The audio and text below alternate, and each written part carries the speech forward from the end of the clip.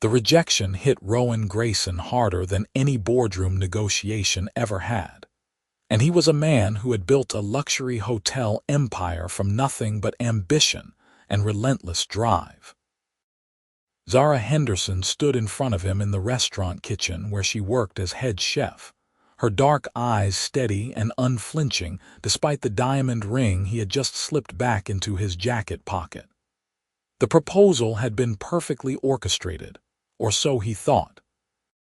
Private dining room, champagne, roses, the works. 3 months of dating and he had been certain she would say yes. They got along well enough. She was beautiful, talented, and understood the demands of his schedule. It made sense. "I appreciate everything, Rowan." "I really do," Zara said quietly, untying her apron with hands that barely trembled. "But I cannot marry someone who sees me as a checkbox on a life plan. You want a wife because you are 33 and think it is time, not because you love me." "Of course I care about you," he protested, running a hand through his dark hair. The kitchen staff had cleared out, giving them privacy, but he could feel eyes peeking through the circular windows in the doors. "You care about me the way you care about a good investment," she said, and her voice was gentle but firm. "I want someone who looks at me like I am their whole world, not a suitable companion for business dinners." "I am sorry, Rowan. The answer is no." She walked past him, and he caught a whiff of vanilla and cinnamon that always clung to her clothes. The door swung shut behind her, leaving him alone among the stainless steel counters and the fading scent of tonight's special menu. Rowan left the restaurant in a daze, his driver opening the car door without a word. The leather seats felt cold despite the heating. He had planned everything perfectly. The timing, the setting, even the size of the diamond. How had it all gone so spectacularly wrong? Over the next few days, he found himself thinking about Zara constantly. Not just about the rejection, but about her words, the way she had looked at him with something close to pity. He attended meetings but barely heard the presentations. His assistant, Marcus, gave him concerned looks but knew better than to ask questions. A week after the proposal, Rowan found himself driving past the restaurant where Zara worked. He had not been back since that night. The building looked warm and inviting, with soft light glowing through the windows. He could see people inside, laughing over their meals, completely unaware of his humiliation. He should move on. There were plenty of other women who would say yes to a proposal from Rowan Grayson. He owned 12 luxury hotels across the country, had a penthouse apartment with a view of the entire city skyline, and enough money to ensure comfort for multiple lifetimes. Any reasonable person would have jumped at the chance. But Zara had said no, and somehow that made him want her yes more than anything he had ever wanted in his life. The realization struck him as he sat in his car, engine idling, staring at the restaurant. He wanted to prove her wrong. To show her that he was not just some cold businessman looking for a suitable match. He wanted to make her see him differently. Marcus noticed the change immediately when Rowan showed up at the office the next morning. "You look determined," his assistant observed, setting down a coffee on the mahogany desk. "Should I be worried?" "I need information on the best cooking classes in the city," Rowan said, pulling up his calendar, "and clear my Thursday evenings for the next 2 months." Marcus raised an eyebrow but did not question it. By noon, Rowan was enrolled in an intensive culinary course at a small cooking school across town. If Zara thought he did not understand her world, he would prove otherwise. The first class was humbling. Rowan, who commanded boardrooms and negotiated million-dollar deals without breaking a sweat, could not dice an onion without it looking like a massacre. The instructor, a cheerful woman named Patricia, gently corrected his knife grip 3 times before he got it right. "Cooking is about patience and attention to detail," Patricia explained to the class of 8 students. You cannot rush perfection. Rowan thought about Zara, about the passion he had seen in her eyes when she talked about developing new menu items. He had listened, or thought he had, but now he realized he had never truly understood what it meant to her. 2 weeks into the classes, he was practicing a bechamel sauce at home when his phone rang. His mother, Catherine, was on the other end. "Darling, I heard about what happened with Zara," she said, her voice sympathetic. "Your father and I really liked her." "How did you hear?" Rowan asked, whisking the sauce carefully to avoid lumps. "Your father ran into Marcus at the club. Are you doing all right?" Rowan considered the question. "Actually, I am. I am learning to cook." There was a pause. "You are what, learning to cook? Real cooking, not just reheating takeout." "Because of Zara." "Because I want to understand something I completely overlooked," he admitted. The sauce was coming together, smooth and creamy. It felt like a small victory. His mother was quiet for a moment. "That is very mature of you, sweetheart, but you know you cannot cook your way into someone's heart if they do not want to be there." "I know," Rowan said, but he kept going to the classes anyway. 6 weeks after the rejection, Rowan had graduated from basic knife skills to preparing complex sauces and had started experimenting with baking. His penthouse kitchen, once pristine and unused except by his housekeeper, now showed signs of actual life. Flour dusted the counters, recipe cards were scattered near the stove, and his refrigerator actually contained fresh ingredients instead of just bottled water and champagne. He had not contacted Zara since that night. Pride and uncertainty kept him away, but also a growing realization that she had been completely right about him. He had approached their relationship like a business transaction. Date for an appropriate amount of time, check compatibility boxes, propose, move forward with the life plan. But cooking taught him something unexpected. It taught him that some things could not be rushed or scheduled, that the best results came from patience, attention, and genuine care for the process itself, not just the end goal. One Thursday evening, after his cooking class, Rowan stopped at a farmer's market that was closing up for the night. He wandered through the remaining stalls, picking up fresh herbs and vegetables, chatting with the vendors about their products. It was the kind of thing he never would have done 2 months ago. "Those tomatoes are perfect for a summer salad," a voice said behind him. He turned and found himself face to face with Zara. She wore jeans and a soft blue sweater, her hair down around her shoulders instead of tied back like it always was in the kitchen. She looked surprised to see him but not upset. "Zara," he said, suddenly aware that he was holding a bunch of basil and probably looked completely out of his element. "Rowan." She glanced at his basket, taking in the ingredients. "Cooking dinner, trying to," he admitted. "I have been taking classes." Something flickered in her eyes. Interest? Amusement? He could not quite tell. "What are you making?" she asked. "I was thinking pasta with a fresh tomato sauce, nothing fancy." "That sounds nice." She hesitated, then said, "The heirloom tomatoes from that stand over there would be better. The vendor knows his stuff." "Would you show me?" The question came out before he could think better of it. Zara studied him for a long moment, and he forced himself not to look away. Finally, she nodded. "Sure." They walked together through the market, and Zara introduced him to the tomato vendor, an elderly man named George who lit up when he saw her.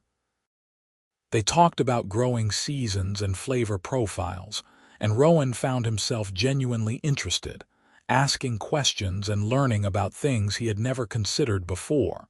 When they finished, both their baskets were fuller, and the awkwardness had eased slightly. "Thank you," Rowan said. "I would have grabbed whatever looked red enough."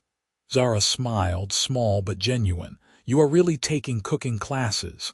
"Every Thursday for the past 6 weeks," he confirmed. I am terrible at it, but I am improving. Why? He met her eyes directly. Because you were right. About everything. I treated our relationship like a business deal, and I treated you like you were just supposed to fit into my life without me making any effort to understand yours. I wanted to change that. Zara looked down at her basket, processing his words. Around them, vendors were packing up their stalls, calling out final deals of the evening. That is a big realization, she said quietly.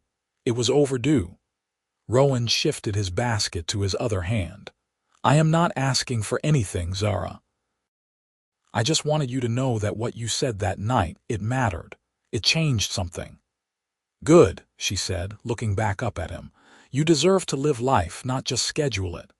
They stood there for a moment, the market buzzing around them with end-of-day energy.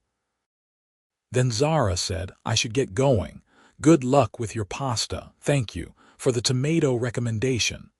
She nodded and started to walk away, then paused and turned back. Rowan, if you ever want actual cooking advice, not just classroom stuff, you could call me, as friends. His heart jumped. I would like that. Good. She pulled out her phone.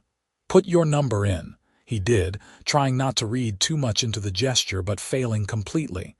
When he handed the phone back, their fingers brushed briefly. Have a good evening, Zara said.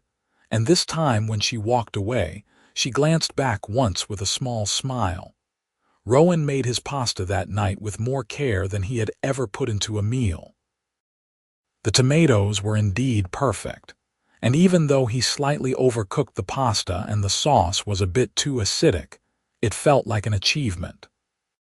He ate alone on his balcony, watching the city lights, and for the first time in years, he felt like he was actually present in his own life instead of just moving through it. 3 days later, Zara texted him.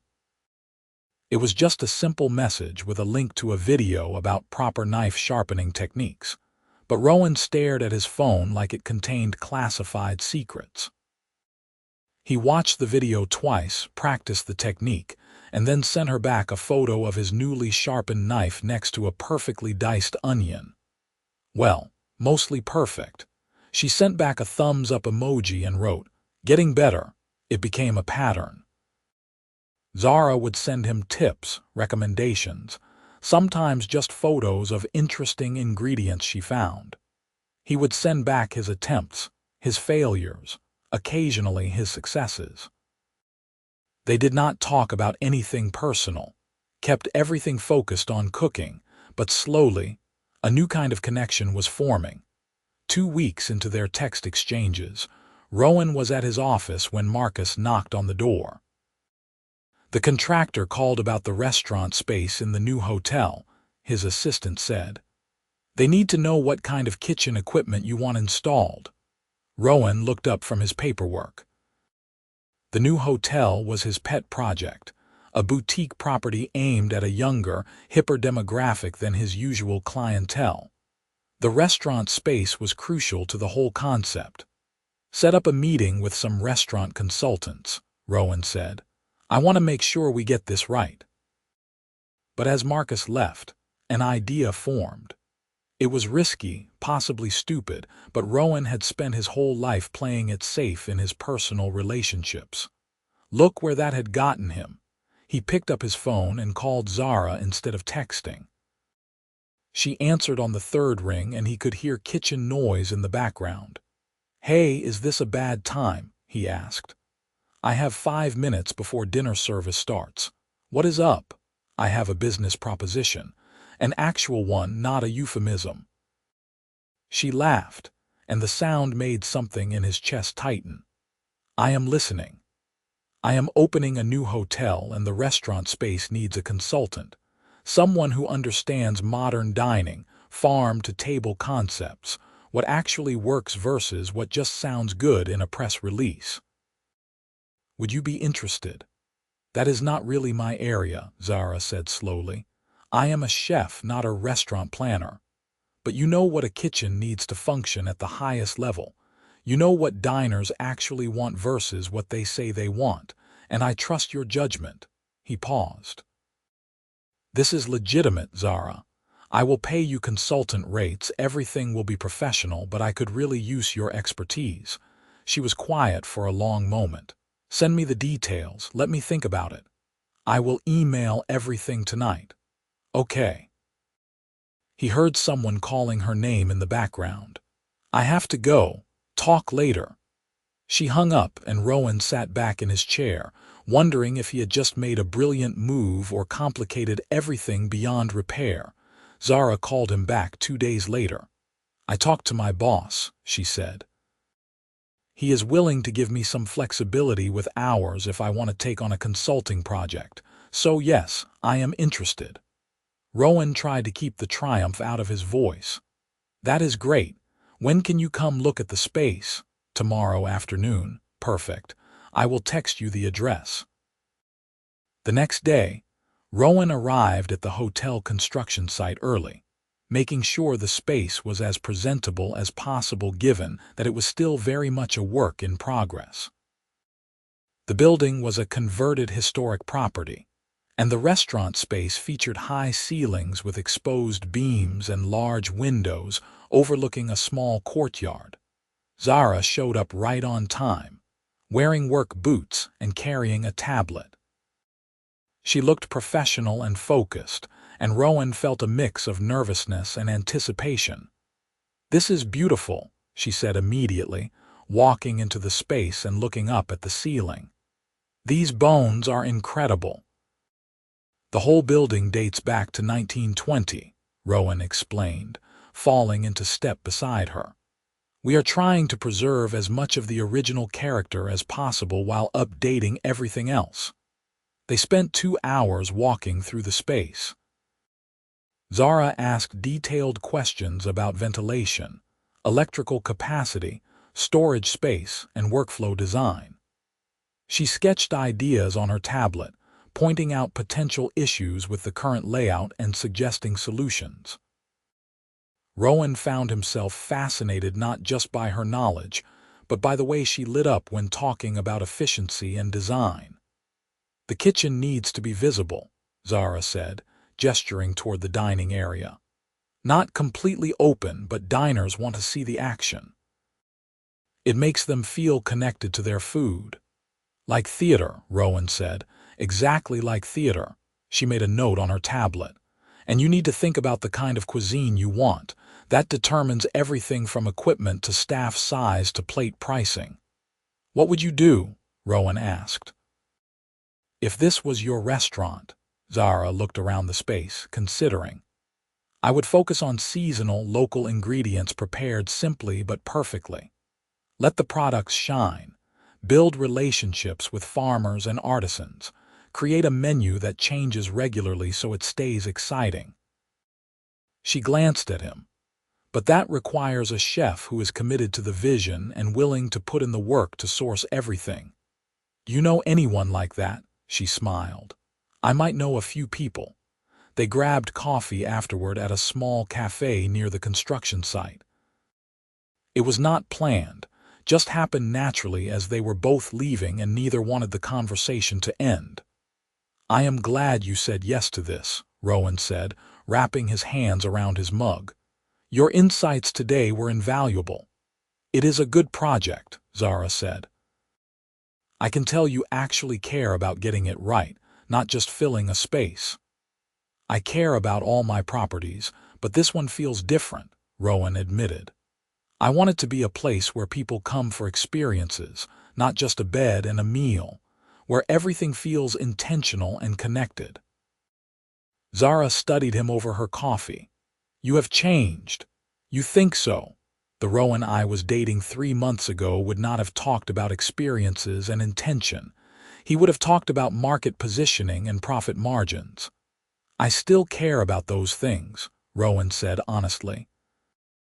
But I am realizing they are not the only things that matter, or even the most important things. What changed? Zara asked softly. You said no, he said simply. And it made me realize I had been living my life on autopilot. Going through the motions of what I thought I was supposed to do instead of figuring out what I actually wanted. And what do you actually want? The question hung between them, heavy with implication. Rowan knew he could deflect, keep things light and professional. But he was tired of playing it safe.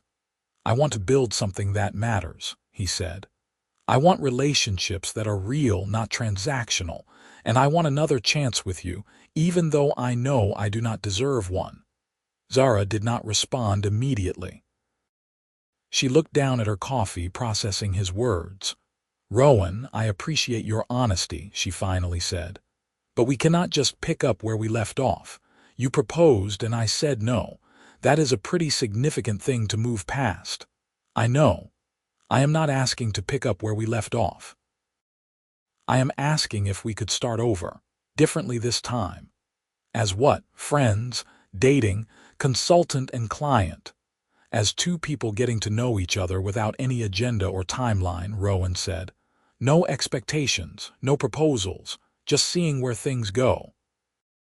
Zara bit her lip and he could see her weighing the decision. I am going to be consulting on your hotel. That could get complicated. It could, he agreed. But we are both adults. We can be professional. Can we, though? She looked at him directly. Because I am not sure I can separate those things if we are also trying to date. Then we will keep them separate, Rowan said. Business during business hours, personal time outside of that, clear boundaries. You make it sound simple. Nothing about this is simple, he admitted. But I think it might be worth trying if you do. Zara was quiet for another moment, then sighed. One dinner, casual, no fancy restaurants or champagne or roses, just two people having a meal together. Relief and joy flooded through him. I can do that. And you are paying because I know you, and you will be weird about it if we try to split the bill, he laughed. Deal. They settled on Saturday evening, giving them both a few days to finish the week. Rowan spent the intervening time in a state of nervous energy that Marcus definitely noticed, but was smart enough not to comment on. Saturday arrived with perfect weather, clear skies and a warm breeze. Rowan had suggested a small Italian place that was known for excellent food but a casual atmosphere, nothing like the fancy establishment where he had proposed. He arrived 5 minutes early and waited outside, watching people stroll past in the early evening light. Zara showed up wearing a simple green dress that brought out the gold tones in her brown skin. Her hair was loose, curling slightly around her shoulders, and she looked beautiful in a way that made his heart stutter. Hey, she said, smiling tentatively. Hey, you look amazing. Thanks. You look nice too. They went inside, and the hostess seated them at a small table near the window. The restaurant was busy but not packed, filled with the comfortable noise of conversation and clinking dishes. No champagne, Zara teased, looking at the wine list. I thought we would start with water, Rowan said. Radical, I know, she laughed, and the sound relaxed something in his chest. They ordered water and a bottle of red wine to share, then studied the menus. The pasta here is supposed to be incredible, Zara said. All made in-house. What would you get? Probably the mushroom ravioli. I have a weakness for good pasta. They ordered, Zara getting her ravioli and Rowan choosing the bolognese, and then settled into conversation. It felt different from their previous dates. Less performance, more genuine. Rowan asked about her work, and Zara told him about a new dish she was developing for the fall menu. It is based on this apple tart my grandmother used to make, she explained, her eyes lighting up. But I am deconstructing it, playing with textures and temperatures, still working out the details. Your grandmother taught you to cook? Rowan asked. She taught me to love cooking, Zara corrected. There is a difference. She showed me that food is about more than just sustenance. It is memory and culture and love all mixed together. Tell me more about her. Zara smiled, soft and nostalgic. Her name was Rose. She emigrated from Jamaica when she was 20, and she brought all these incredible recipes with her. Our house always smelled like spices and baking. She would let me help in the kitchen even when I was tiny, standing on a stool to reach the counter. She sounds wonderful. She was. She passed away 5 years ago, but I think about her every time I cook. It is like she is still there, guiding my hands. The food arrived and they ate slowly, trading bites and discussing flavors. Rowan told her about his first hotel purchase, the run-down property that everyone said he was crazy to invest in. It was a disaster, he admitted. Plumbing was shot, electrical was a nightmare, the whole place smelled like mildew. But I could see what it could be. It took 2 years and almost all my money, but we turned it around. That is where you found your passion, Zara observed, taking something broken and making it beautiful again. I never thought about it that way, but yes, exactly that. They talked through dinner, through dessert, through 2 cups of coffee each. The restaurant began to empty around them, but neither wanted to leave. Rowan felt like he was discovering Zara for the first time, seeing depths he had completely missed before. Finally, the waitress came by with an apologetic smile. "I hate to rush you folks, but we are closing up." They looked around and realized they were the last customers. It was nearly 11. "I am so sorry," Rowan said, standing quickly and pulling out his wallet. Outside, the night had cooled, and stars were visible above the city lights. They walked slowly toward where Zara had parked. "I had a really good time," Zara said. "Better than I expected, honestly." "Why did you expect it to be terrible?" "I expected it to be awkward. But it was not. It was nice." They reached her car and Zara turned to face him. The streetlight cast shadows across her face, making her eyes look darker. "Can we do this again?" Rowan asked. "Yes," she said softly. "I would like that." He wanted to kiss her but held back. This was about rebuilding trust, taking things slow. So instead, he just said goodnight and watched her drive away, feeling like something important had shifted between them. Over the following weeks, they fell into a rhythm. Zara consulted on the restaurant space twice a week, offering insights and connecting Rowan with vendors and equipment specialists. During those meetings, they kept things strictly professional, but outside of work, they saw each other regularly. Casual dates, walks through the city, visits to farmers' markets and food festivals. Rowan learned things about Zara he had never known during their first attempt at dating. He learned that she was afraid of heights, but loved to travel. That she had a younger brother studying marine biology in California.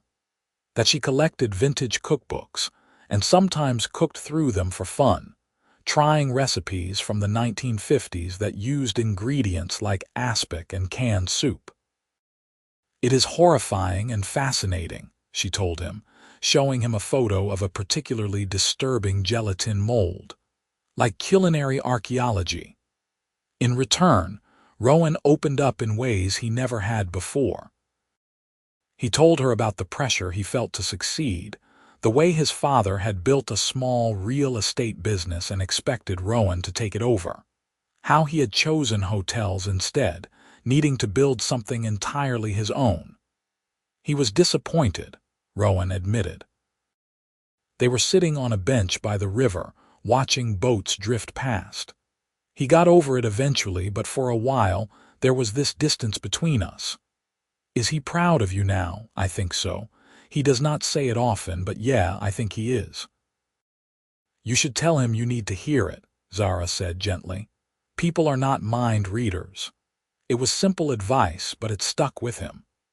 That evening, he called his father and told him about the new hotel, really told him, not just giving updates but sharing his vision. His father listened, then said, "That sounds excellent, son. You have done really well for yourself." It was just a few words, but they mattered. 2 months into their renewed relationship, Rowan invited Zara to a charity gala he was hosting to raise money for hospitality industry scholarships. He expected her to hesitate, to push back against the fancy event, but she surprised him. "I would love to come," she said. "I actually like getting dressed up sometimes, just not every week." The night of the gala, Rowan picked her up from her apartment. When she opened the door, his breath caught. She wore a deep purple dress that hugged her curves, her hair styled up with small crystals woven through it. "You look stunning," he managed. "You clean up pretty well yourself," she said, adjusting his bow tie slightly. The gala was held at one of his hotels, the ballroom decorated with thousands of lights and floral arrangements. Rowan had to work the room, greeting donors and giving a short speech, but Zara handled it all gracefully. She talked easily with the other guests, asking genuine questions and listening to their answers. "She is wonderful," his mother whispered to him at one point. Catherine had cornered him near the bar, her eyes tracking Zara across the room. "Please tell me you are not going to mess this up again." "I am trying not to," Rowan said. "Good, because that woman is special, and if you let her go a second time, I will disown you," he laughed, but his mother was serious. "I mean it, Rowan. Women like that do not come around often." Later, Rowan and Zara danced to a slow song, her hand in his, her head resting against his shoulder. The room faded around them until it felt like they were the only two people there. "Thank you for coming tonight," he murmured. "Thank you for inviting me." She pulled back slightly to look at him. "I know this world is important to you. I am glad I could be part of it." "You are the most important part," he said, and meant it completely. Something shifted in her expression, softening. She rose on her toes and kissed him gently. It was their first kiss since getting back together, and it felt like a promise. The hotel project progressed, and with Zara's help, the restaurant space began to take real shape. She had connected Rowan with a young chef named Marcus, no relation to his assistant, who shared her philosophy about seasonal cooking and local sourcing. Together, they developed a concept that felt both sophisticated and approachable. "I think this is going to be something special," Zara said one afternoon as they reviewed the final kitchen designs. "You really listened to what I said about creating experiences." "I listened to everything you said," Rowan replied. "I am just sorry it took me so long to actually hear it." Zara reached across the table and took his hand. "You heard it when you were ready. That is what matters." 4 months into their renewed relationship, Rowan realized he was in love with Zara. Not the surface-level attraction he had felt before, but something deeper and more terrifying. He loved the way she hummed while cooking, the way she argued with him when she thought he was wrong, the way she made him want to be better, not because she demanded it but because she inspired it. He told her on a random Tuesday evening. They were at his place cooking dinner together, something that had become a regular occurrence. Zara was teaching him to make risotto, and he was carefully stirring the rice while she prepared the vegetables. "This requires patience," she said. "You cannot rush it." "I am learning that," Rowan said. "About a lot of things." She glanced at him, catching something in his tone. "What do you mean?" He turned down the heat and set down the spoon. "I mean that I am learning it is okay to take time with things that matter. To let them develop naturally instead of forcing them into a timeline." "That is very philosophical for risotto," Zara teased, but her eyes were serious. "I am in love with you," Rowan said. The words came out simply, honestly. "I think I was falling in love with you before, but I did not understand what it meant. I do now." Zara's breath caught. She set down her knife carefully. "Rowan, you do not have to say it back," he continued. "I just needed you to know I love you, Zara. Not because you fit into my life plan, but because you make me want to throw out the plan and just live." She crossed the kitchen and kissed him, deep and thorough. When she pulled back, her eyes were bright. "I love you too. I have been falling for you all over again, but better this time." Stronger. Relief and joy flooded through him. He pulled her close, holding her against his chest, feeling her heartbeat against his. "The risotto is going to burn," she whispered. "I do not care. I do. That is expensive arborio rice." He laughed and released her, returning to the stove while she went back to her vegetables. But everything felt different now, brighter and more real. The hotel's grand opening was scheduled for early December, and as the date approached, the pace of work intensified. Rowan was at the site almost daily, overseeing final touches and dealing with the inevitable last-minute crises. Zara was there too, working with Chef Marcus and his team to prepare for the restaurant's debut. A week before opening, Rowan found Zara in the restaurant kitchen late at night. She was alone, testing dishes and taking notes. "You should go home," he said gently. "You have been here for 12 hours, just finishing up." She plated something and gestured for him to try it. "Taste this." It was a piece of seared fish with some kind of puree and crispy garnish. He took a bite and nearly groaned. The flavors were incredible, delicate and complex at once. "That is amazing." "It is for the opening menu. Marcus developed it, but I wanted to make sure the execution was consistent." She made a note on her tablet. "I think we are ready." "I could not have done any of this without you," Rowan said. "You know that, right? You could have. But I am glad you did not have to." The opening night was spectacular. The hotel was fully booked, the restaurant was serving a sold-out crowd, and early reviews were glowing. Rowan moved through the evening in a blur of congratulations and handshakes, but he kept finding his eyes drawn to Zara. She was there as a guest, not working, wearing a black dress that made her look like a movie star. When things finally calmed down around midnight, he found her on the rooftop terrace that overlooked the courtyard. The city spread out around them, lights twinkling in the cold December air. "Hey," he said, coming to stand beside her. "You disappeared. Just needed some air." "It is a beautiful space, Rowan. You should be proud." "We should be proud," he corrected. "This happened because of your vision as much as mine." She smiled and leaned against him.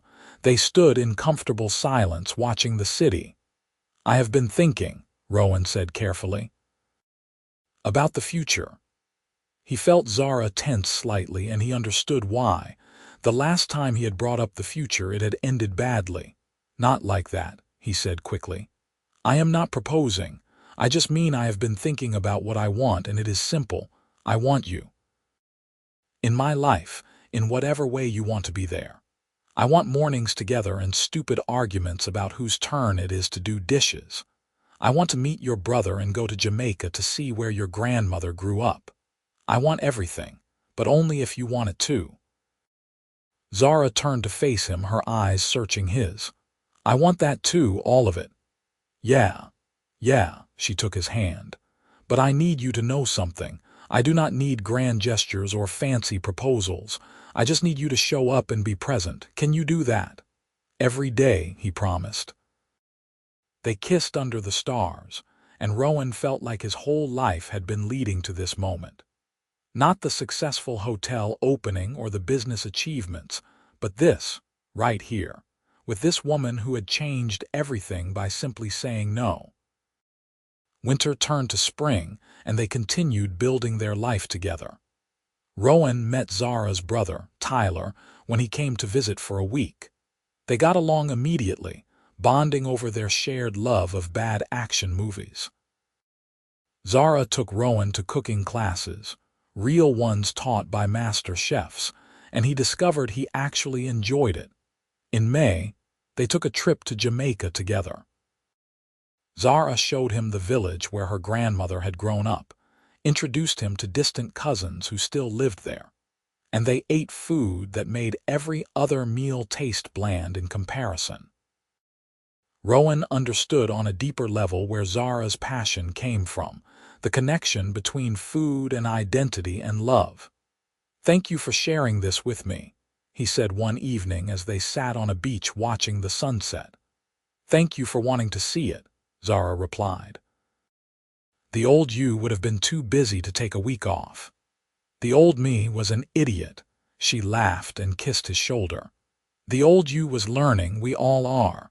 By summer, they had fallen into a comfortable rhythm. Zara had been promoted to executive chef at her restaurant, and Rowan was working on his next hotel project. They spent weekends together, sometimes at his penthouse, sometimes at her smaller but cozier apartment. They cooked together, explored the city, and talked about everything and nothing. Rowan's parents adored Zara. His mother had her over for lunch regularly, and his father had started calling her for advice on restaurants for business dinners.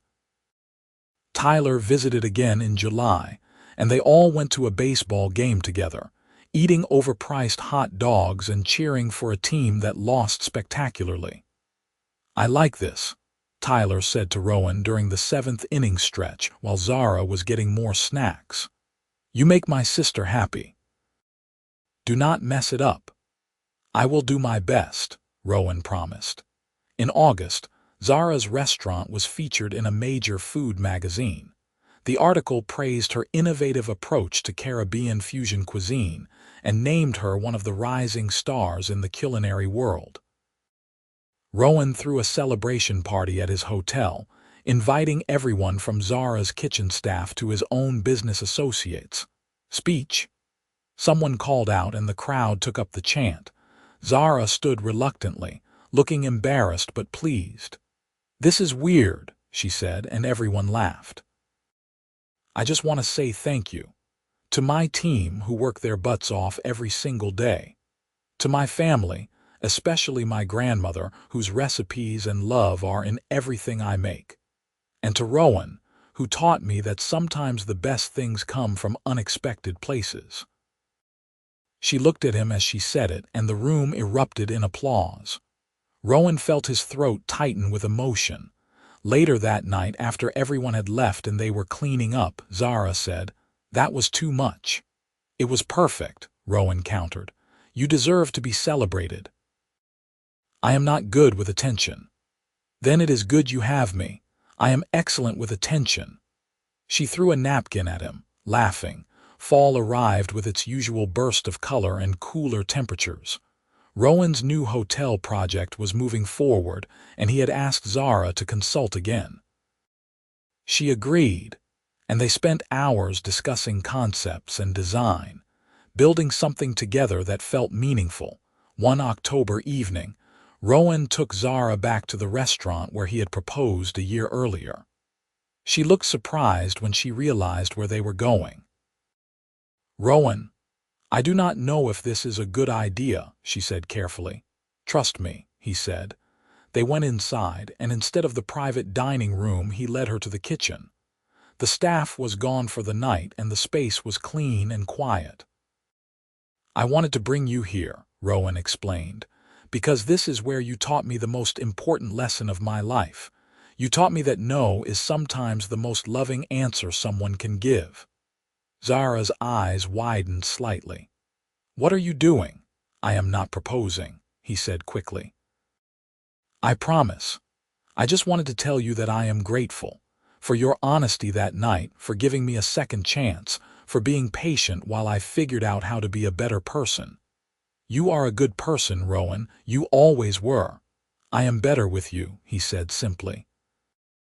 "And whenever we are ready, if we are ever ready, for proposals and marriage and all of that, I want you to know I will wait, because you are worth waiting for." Zara's eyes filled with tears. She crossed the kitchen and wrapped her arms around him. "I love you so much. I love you too." They held each other in the quiet kitchen, and Rowan felt complete in a way he never had before. He had spent so much of his life chasing achievements and checking boxes. But this, just holding the woman he loved, was worth more than any business success. Winter came again, marking a full year since they had reconnected at the farmer's market. For Christmas, Rowan surprised Zara with a trip to Paris, the culinary capital of the world. They spent a week eating their way through the city, visiting famous restaurants and tiny bistros, attending a cooking class taught by a Michelin-starred chef. On New Year's Eve, they stood on a bridge overlooking the Seine, watching fireworks explode over the city. The air was cold and Zara was bundled in a coat and scarf, but her eyes sparkled with joy. "Best year of my life," she said. "Mine too," Rowan agreed. "What do you want for next year?" Zara asked. "More of this. More of us." She smiled and kissed him as the city celebrated around them. "That sounds perfect." They returned home with renewed energy. Rowan's hotel project was nearing completion, and Zara was developing a cookbook based on her grandmother's recipes. They spent evenings working side by side, Rowan on his laptop, Zara testing recipes in his kitchen. In February, Zara's brother got engaged. Tyler called her with the news, and she was so excited she cried. The wedding would be in California that summer, and Tyler asked Zara to help with the catering. "It is going to be a lot of work," she told Rowan. "I would need to fly out there a week early to prep." "So I will come with you," Rowan said. "I can work remotely for a week." "You would do that, Zara. I would go anywhere with you, you know that." She hugged him tight. "Have I mentioned lately that I am crazy about you?" "Not in the last few hours." "Well, I am. Completely crazy about you." Spring brought new beginnings. Rowan's hotel opened to rave reviews, and Zara's cookbook manuscript was accepted by a publisher. They celebrated with a quiet dinner at home, just the two of them, cooking together and talking about their dreams. "I want to open my own restaurant someday," Zara admitted. "Something small and intimate where I can really connect with the guests." "You should," Rowan said. "You would be amazing at it. It is a huge financial risk. I believe in you, and if you need investors, I know some people." She smiled. "I will keep that in mind." In May, they flew to California for Tyler's wedding. Rowan met Zara's extended family, aunts and uncles and cousins who welcomed him warmly. He helped where he could, moving tables and carrying supplies, feeling more at home in the chaos than he ever had at formal business events. The wedding was beautiful, held in a botanical garden with the ocean visible in the distance. Tyler and his fiancée, Emma, looked blissfully happy. During the reception, Rowan watched Zara work alongside the catering team she had hired, making sure everything was perfect for her brother's special day. "She is something else, your lady," Tyler said, coming to stand beside Rowan with a beer in hand. "She really is," Rowan agreed. "You going to marry her when the time is right?" Tyler nodded. "Good answer. Just do not wait too long. Life is short, you know." That night, Rowan and Zara walked on the beach near their hotel. The moon was bright, reflecting off the waves, and the air smelled like salt and flowers. "Your brother's wedding was perfect," Rowan said. "It was pretty great," Zara agreed. "Seeing him that happy made everything worthwhile." "Do you ever think about it? Marriage, I mean." Zara was quiet for a moment. "I do. I think about it a lot, actually. And I think I would say yes. If you asked me." She stopped walking and turned to face him. "I am not the same person who rejected you 2 years ago. I have grown, and so have you. We are building something real together, and I want to keep building it. Forever, if that is what you want." Rowan's heart was pounding. "That is exactly what I want." "Then maybe you should ask me," he laughed, surprised and delighted. "Right now, on a beach in California, why not? There is no perfect time or place. There is just us and what we feel." Rowan took her hands, looking into her eyes. The moon lit her face, and she was smiling, open and sure. "Zara Henderson, will you marry me?" "Yes," she said immediately. "Yes, absolutely yes." He kissed her, lifting her off her feet and spinning her around while she laughed. When he set her down, she was grinning widely. "I do not have a ring," he admitted. "I do not need one right now. We can figure that out together." "You are amazing, you know that," I have heard rumors. They walked back to the hotel hand in hand, making plans and dreaming about the future. When they told Tyler and Emma the next morning, the celebration started all over again. They returned home as an engaged couple, and the news spread quickly.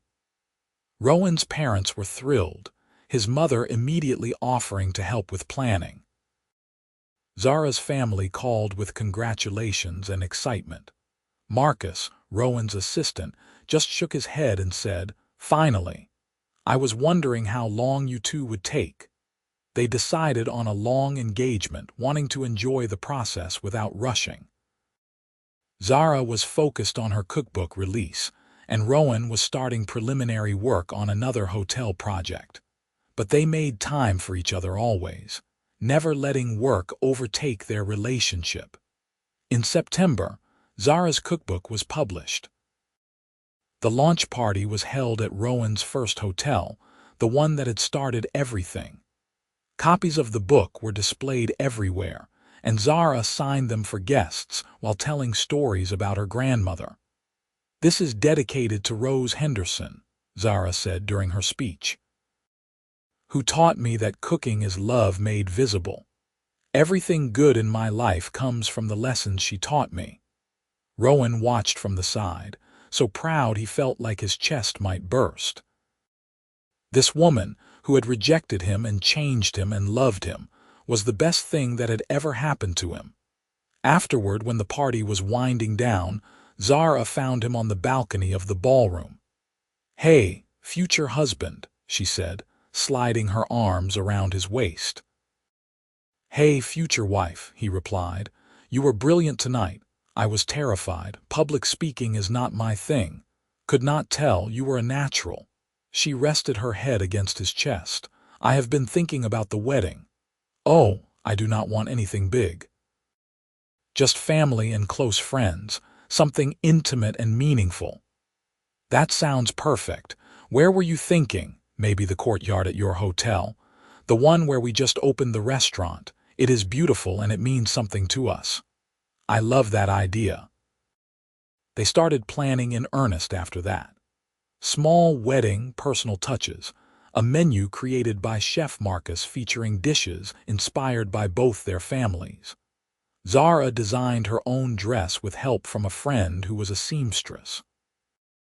Rowan worked with a florist to fill the courtyard with the flowers Zara loved best, peonies and roses and wildflowers. The wedding was set for June, almost 3 years after Zara had first rejected Rowan's proposal. As the date approached, Rowan found himself reflecting on how much had changed. He was still a successful businessman, still driven and ambitious, but he had learned to balance that with presence and connection. He had learned that the best things in life could not be scheduled or planned, only experienced and cherished. The night before the wedding, Rowan could not sleep. He was not nervous exactly, just filled with anticipation. Around midnight, his phone buzzed with a text from Zara. "You awake?" she wrote. "Yes, you cannot sleep. Too excited. Same, I love you, Rowan Grayson." "I love you too, Zara Henderson. See you tomorrow. Cannot wait." The wedding day dawned clear and beautiful. The courtyard had been transformed with flowers and lights, chairs arranged in neat rows, a simple arch where they would exchange vows. Rowan stood at the front with Tyler, who was serving as his best man, watching guests arrive. His parents were in the front row, his mother already crying. Zara's family filled the other side, loud and joyful. Friends from both their lives mixed together, creating a community that felt like it had always existed. Then the music started, and Zara appeared. She walked down the aisle alone, as she had insisted, carrying a bouquet of wildflowers. Her dress was simple but elegant, fitting her perfectly. But it was her face that stopped his heart. She was radiant, smiling so widely it looked like it might hurt, her eyes locked on his. When she reached him, he took her hands and the officiant began the ceremony. They had written their own vows, and when it was his turn, Rowan spoke from the heart. "Zara, You changed my life the day you said no to me. You taught me that real love is not about checking boxes or following timelines. It is about showing up, being present, and choosing each other every single day. You inspire me to be better, to live bigger, to love deeper. I promise to be your partner in everything, to support your dreams and to never stop learning from you. I promise to be present, to listen, and to always, always make time for us. I love you, and I cannot wait to spend the rest of my life proving it. Zara was crying, happy tears streaming down her face. She took a breath and spoke her vows.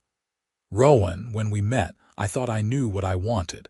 Then you proposed, and I realized I did not want what I thought I wanted.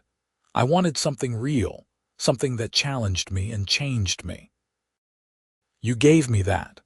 You showed me that people can grow, that second chances are real, and that love is not about perfection but about effort and commitment. You make me laugh, you make me think, and you make me want to be the best version of myself.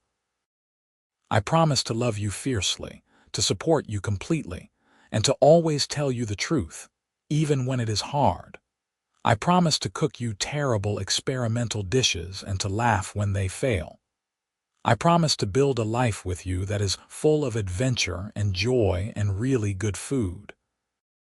I love you, and I am so grateful you did not give up on us. They exchanged rings, simple gold bands that they had chosen together.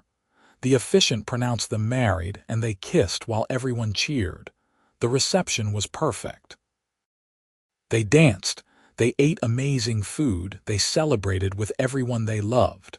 Rowan's father made a toast about how proud he was. Tyler told embarrassing stories about Zara's childhood. Rowan's mother cried through the entire thing.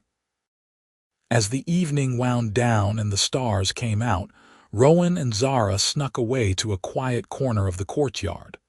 They sat on a bench, her head on his shoulder, his arm around her waist, just being together. "Best day of my life," Zara said.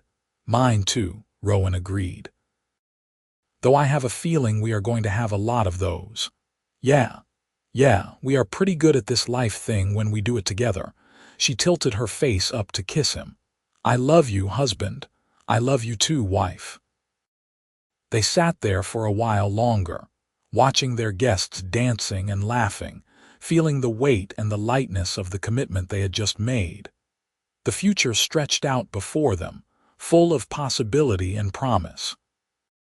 2 years later, they welcomed their first child, a daughter they named Rose after Zara's grandmother. Rowan held her in the hospital, marveling at her tiny fingers and perfect face, feeling overwhelmed with love. "She is beautiful," he whispered. "She is perfect," Zara agreed, exhausted but glowing. Rose grew up surrounded by love and good food.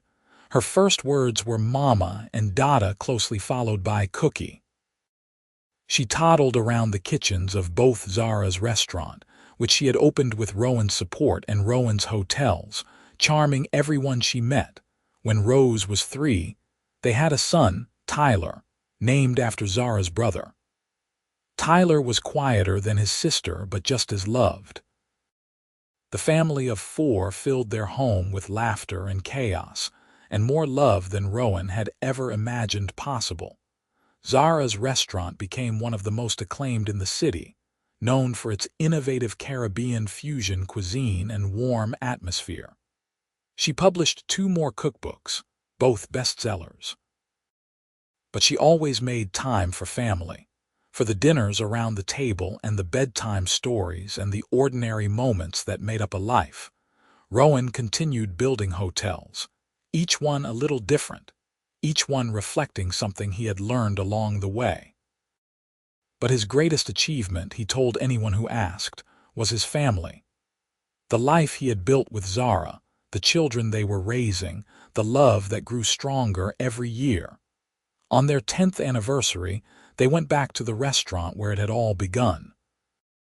They sat in the kitchen after hours, just the 2 of them, drinking wine and remembering. "Do you ever think about that night?" Zara asked. "When I said no, All the time, Rowan admitted. Best thing that ever happened to me, really, really. If you had said yes then, we would have gotten married for all the wrong reasons.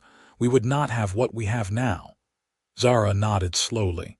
I almost said yes, it would have been easier, but something told me it was not right, not yet. I am glad you trusted that instinct. Me too. She raised her glass. To saying no. To saying no, Rowan echoed, clinking his glass against hers, and to all the yesies that came after. They kissed in the kitchen where she had rejected him, where he had learned the most important lesson of his life, where everything had changed. The journey from that moment to this one had been long and sometimes difficult, but it had been worth every step. Because sometimes no is not the end.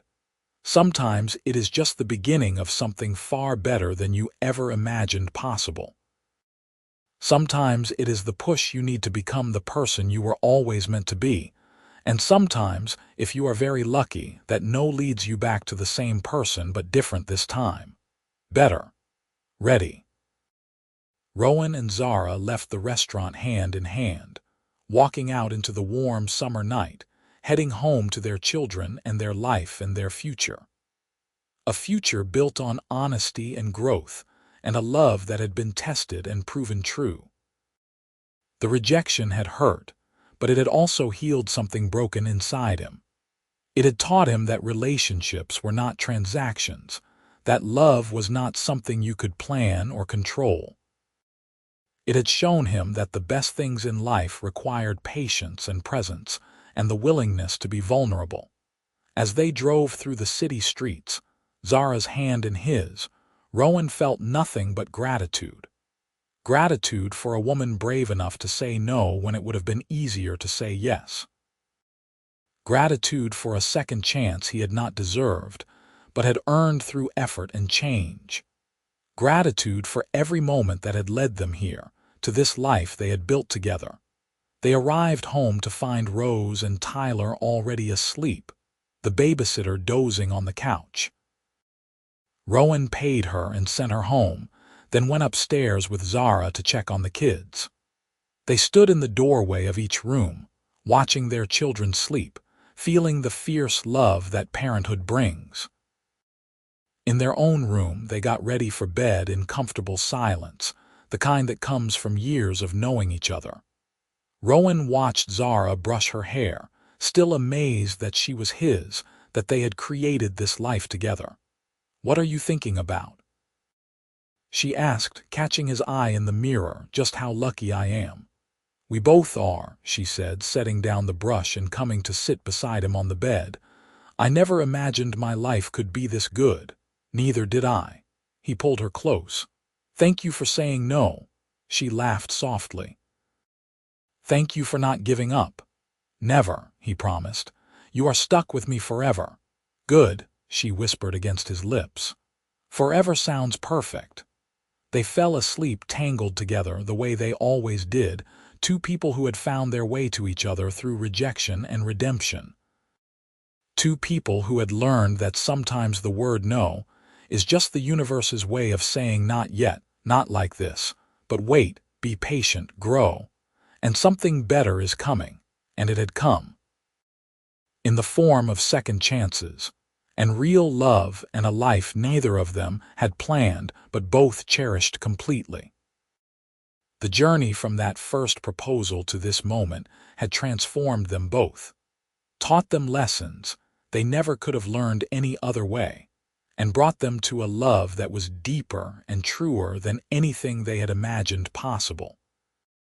As Rowan drifted off to sleep, Zara's heart beat steady against his chest. He thought about that younger version of himself who had walked into a restaurant kitchen with a ring and a plan. He wanted to tell that man that everything would work out better than he could possibly imagine.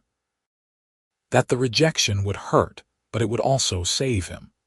That the woman who said no would eventually say yes, but only after he became worthy of her. He wanted to tell him that real love was not about grand gestures or perfect timing. It was about showing up every day and choosing each other again and again. It was about growing together, failing together, learning together. It was about building something that could weather storms because it was rooted in honesty and respect and genuine affection. But most of all, he wanted to tell that younger version of himself to be patient, to trust the process, to believe that sometimes the universe knows better than you do what you need and when you need it.